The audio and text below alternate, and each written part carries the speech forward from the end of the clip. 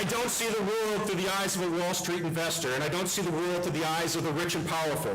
I see the world through the eyes of the men, women, and children who I grew up with and who I live with today. They are men, women, and children who come through my office as a state senator. They're not looking to be given the life on a silver platter. They don't expect things to be easy. All they ask for is one simple thing, just a little fairness in the world, a fulfillment of the American promise that if they work hard and play by the rules, they are entitled to a stable, safe, middle-class life. We live in challenging times in which that most fundamental entitlement of American life is at risk. It wasn't put at risk because America's workers got lazy. It was put at risk because of a government that seems to have forgotten that its first duty is to the welfare of the people who elected them to office. Instead, they seem to have embraced an economic philosophy that believes it's always better to pay working people less, whether that workers in the United States or overseas. And it's not just Republicans. During campaigns, when elected officials come, they need our help. They talk about the working class and businesses. Once they get to office, they work for investing classes and multinational corporations. That needs to stop, and I intend to stop it.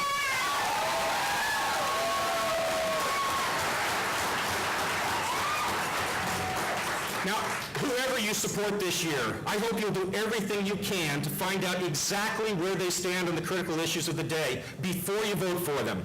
I hope you'll hold their feet to the fire. I hope you'll require them to make definitive statements about what they will or will not do for you.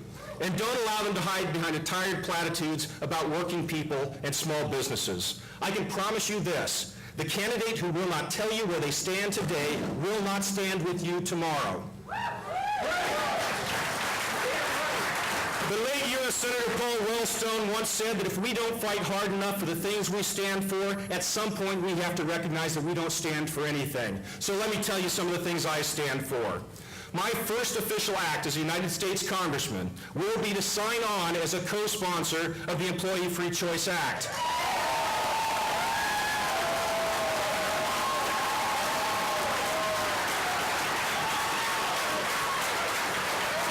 Thank you.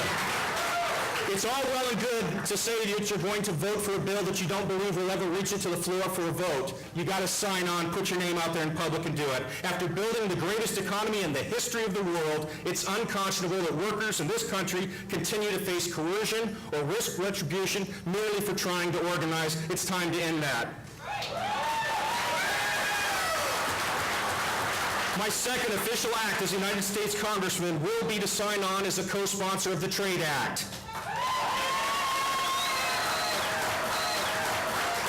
There is something profoundly wrong with an American economic philosophy that believes it's better to replace a good-paying job in the United States with a low-paying job overseas. I don't intend to support that. My third official act as United States Congressman will sign on as a co-sponsor of the Protecting America's Workers Act. It's unacceptable that some workers in the United States still aren't covered by OSHA, that workers, like my grandfather, are punished if they're injured on the job, or that companies who put their workers at risk time and time again continue to be treated as if it's the first offense they ever committed. We need to go further in helping working people on those specific issues. It's also critical that we move forward with finance industry reform. It is unconscionable to me that workers here in this country are ever forced to pay for the laziness, greed, and incompetence of their bosses. We have to move forward. We have to move forward to restore genuine and effective regulation to our financial industry. Some people will tell you that's not necessary. I'll tell you, if government regulation was so bad for economic development, Somalia would be ruling the world.